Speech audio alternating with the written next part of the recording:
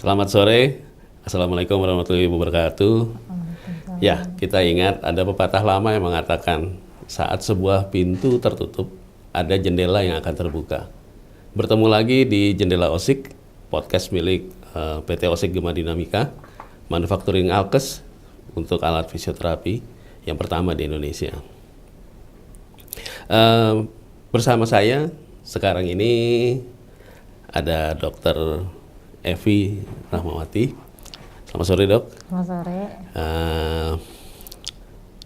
Dokter mungkin bisa jelasin lengkapnya dokter ini kan Dr. Evi Rahmawati SP KFR PhD ya.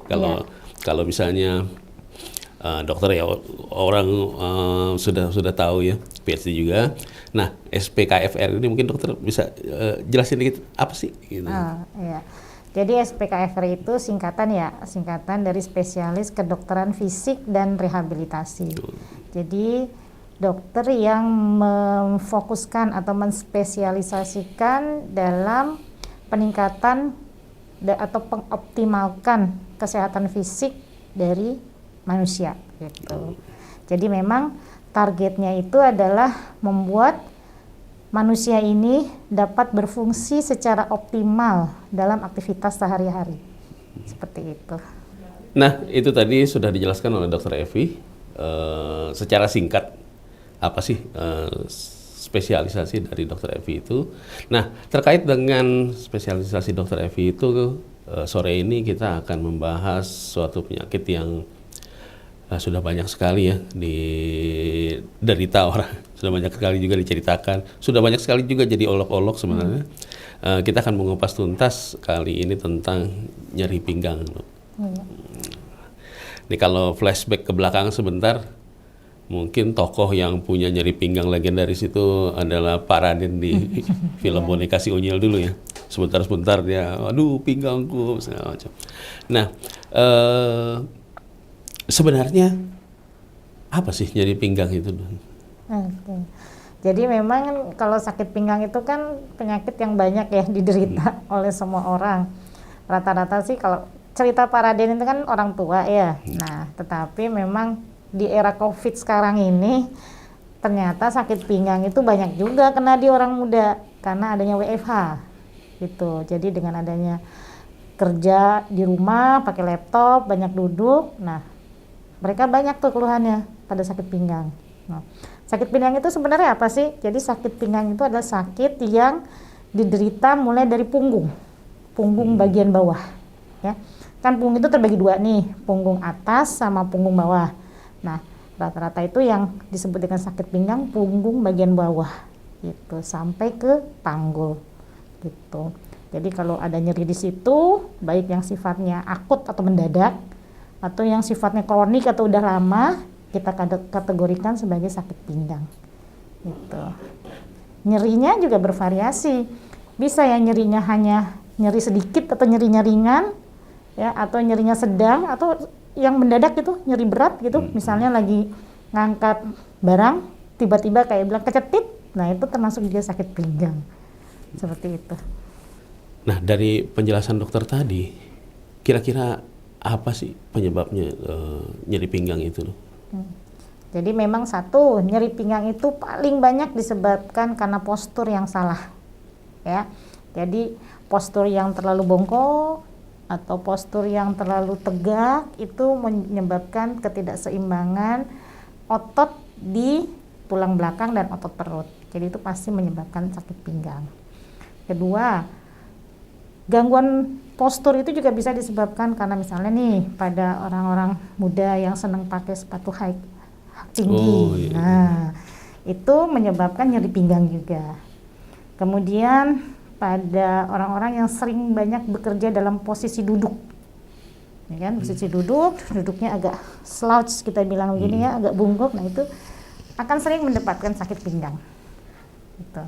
Atau misalnya pada orang-orang yang terlalu gemuk, perutnya membesar, jadi otomatis otot-otot pinggangnya itu menjadi lebih spasm tuh lebih kaku. Nah, itu gampang sakit pinggang. Itu karena bebannya lebih berat. Iya, bebannya lebih berat di depan, jadi akhirnya otot belakangnya jadi kaku. Itu bisa menyebabkan sakit pinggang. Atau misalnya pada orang-orang yang sudah usia lanjut, menjelang usia 40 ke atas, itu ada yang namanya sakit pengapuran pada tulang. Nah, atau kita sebut osteoartritis. Nah, itu menyebabkan sakit pinggang. Kenapa? Karena adanya gesekan-gesekan antar tulang itu ada, namanya kita sebut spur. Spur itu ada taji di antara tulang-tulang, itu menyebabkan nyeri. Nyeri bisa pada kita sebut ligamen atau pengikat antar tulang. Nah, itu menyebabkan juga nyeri pada otot ya, sehingga menyebabkan kita sebut sakit pinggang juga. Penyebabnya banyak memang seperti itu.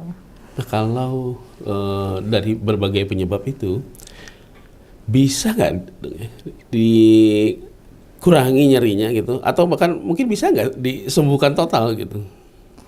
Beberapa yang karena gangguan postur atau salah postur itu bisa. Jadi dengan diperbaiki postur, ototnya menjadi lebih seimbang antara otot tulang belakang sama otot perut, itu bisa disembuhkan nyerinya. Gitu. Memperbaiki postur ini pakai alat juga gitu? Ada pakai alat bisa, kemudian pakai diingatkan bisa, gitu. Pakai alat-alat yang kalau misalnya pada kasus-kasus yang masih dia lagi nyeri banget ototnya, kita pakai alat-alat fisioterapi bisa. Jadi misalnya dihangatkan, dikasih kompres, gitu ya, diberi obat. Jadi kita buat ototnya rileks dulu.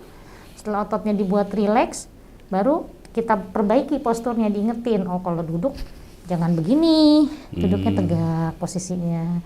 Atau misalnya kalau terbiasa pakai sepatu hak tinggi, dirubah polanya, jangan pakai sepatu hak tinggi gitu. Jadi akhirnya lama-lama tubuhnya itu akan teradaptasi untuk merubah polanya gitu. Untuk kasus yang lain? Kasus yang lain, misalnya pada pasien-pasien dengan pengapuran, osteoartritis, itu kan penyakit yang sifatnya degeneratif ya, yang udah ada di situ. Jadi dia akan ada sesuai dengan usia gitu. Jadi sebenarnya yang bikin sakit itu bukan karena pengapurannya, tapi karena ototnya yang kaku sebagai respon dari pengapurannya gitu. Maka targetnya kita adalah memperbaiki si ototnya supaya ototnya nggak kaku. Jadi otot yang kaku dibuat rileks, otot yang tidak kaku artinya ototnya itu dia kurang kekuatan ototnya diperkuat supaya antara otot belakang dan otot depan itu jadi seimbang.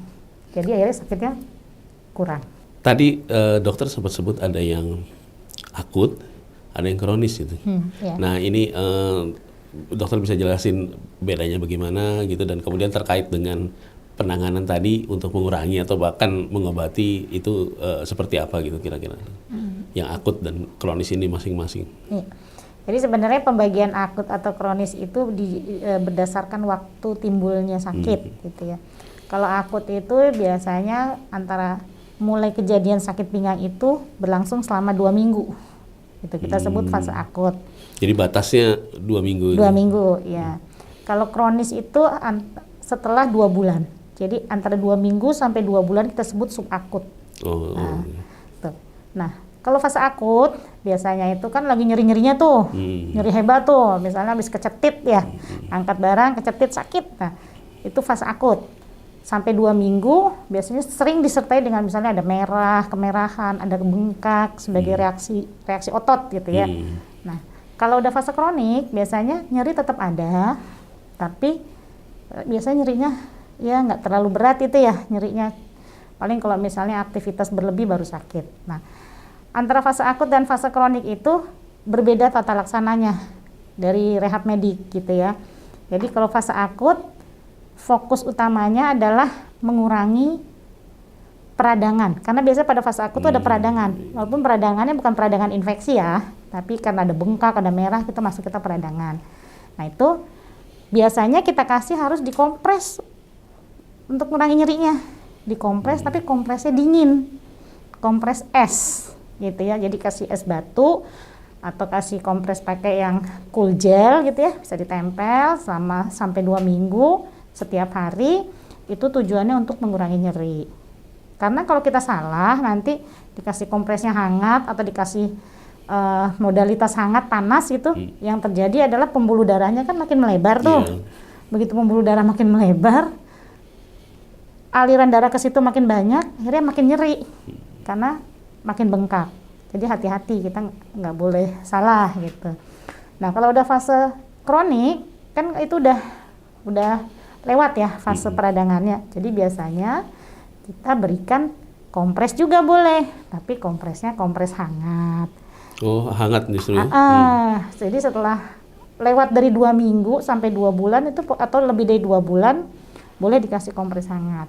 Kalau misalnya di rehab medik bisa dikasih pemanasan, bisa dikasih infrared, bisa dikasih SWD atau MWD gitu. Jadi tujuannya untuk menghangatkan otot di luarnya supaya bisa masuk ke dalam sehingga ototnya jadi rileks. Nah, ketika ototnya rileks, kemudian pembuluh darah melebar, aliran darah banyak masuk ke dalam daerah situ. Nah, aliran darah itu akan membawa zat-zat yang dapat mengurangi nyeri sehingga nyerinya berkurang. Di samping ototnya menjadi lebih rileks gitu.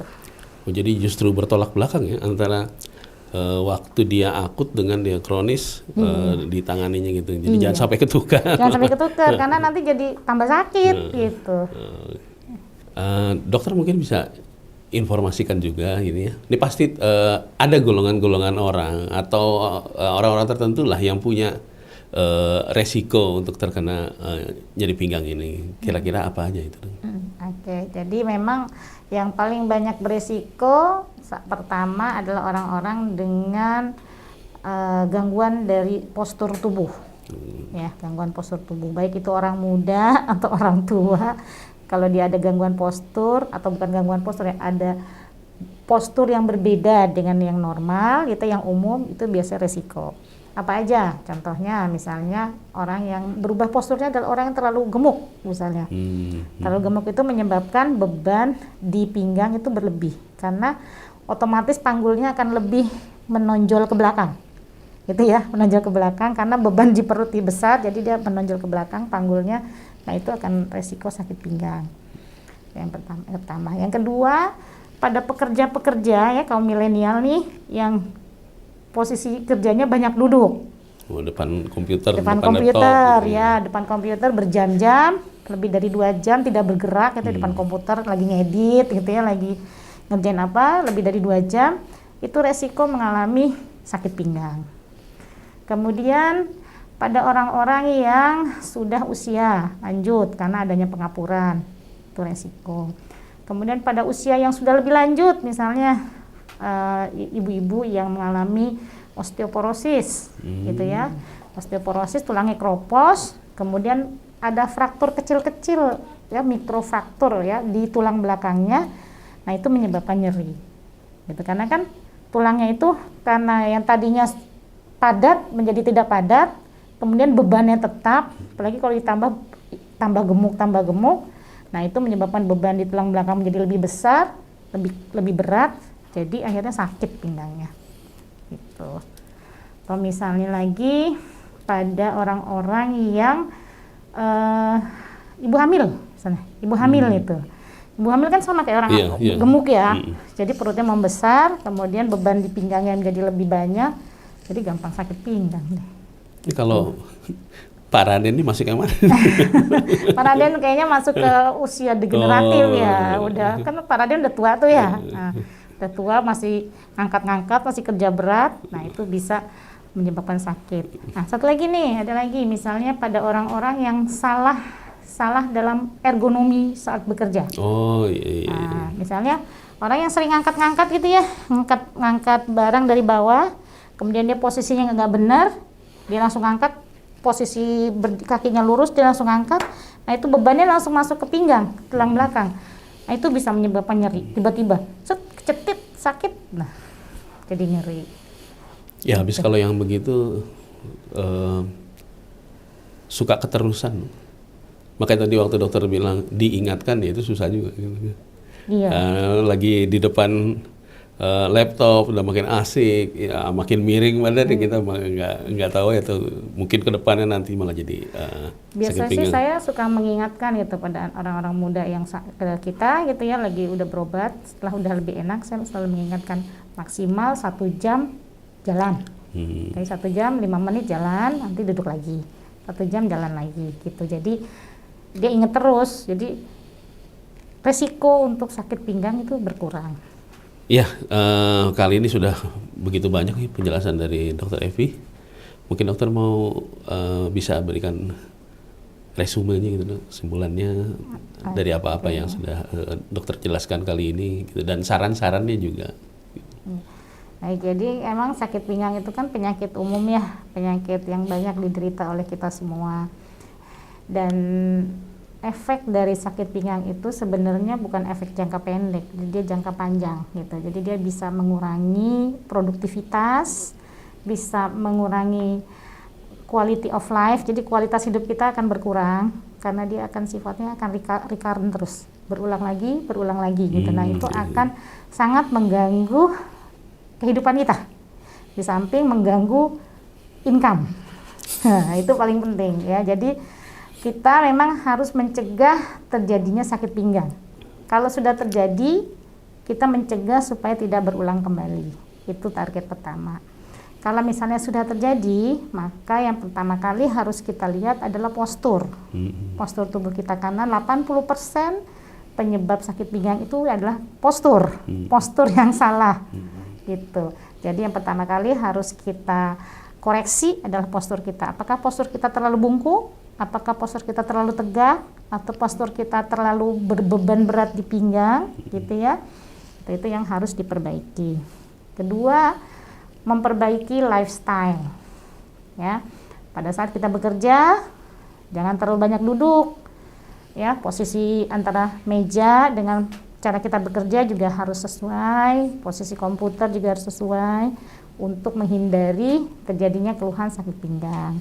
Kalau kita sudah bekerja maksimal 2 jam, 1 atau 2 jam begitu bekerja, bangun, jalan-jalan, 5 menit, 10 menit gitu ya, udah relax, kita bisa bekerja lagi. Kemudian jangan lupa tetap melakukan aktivitas olahraga. Olahraga itu penting, karena dengan berolahraga, satu kita akan bergerak nih, otot-ototnya rileks, kemudian oksigen banyak masuk ke dalam tubuh kita. Nah, oksigen banyak masuk ke tubuh kita itu akan membantu untuk mengurangi nyeri. Tuh. Kemudian kalau sudah terjadi sakit pinggang, jangan lupa segera ke dokter rehab medik untuk mendapatkan pertolongan segera. Gitu. Itu aja sih sebenarnya yang harus diingat. Ya, kali ini satu jendela sudah terbuka bersama Jendela Osik. Kita sudah membahas tuntas mengenai nyeri pinggang. Terima kasih Dokter Evi. Sama-sama. Terima kasih sudah menyaksikan juga. Jika ada sesuatu nanti yang ingin disampaikan atau ditanyakan ke Dokter Evi, itu bisa disampaikan di kolom komen nanti. Saya rasa itu. Terima kasih. Assalamualaikum warahmatullahi wabarakatuh. Waalaikumsalam warahmatullahi wabarakatuh.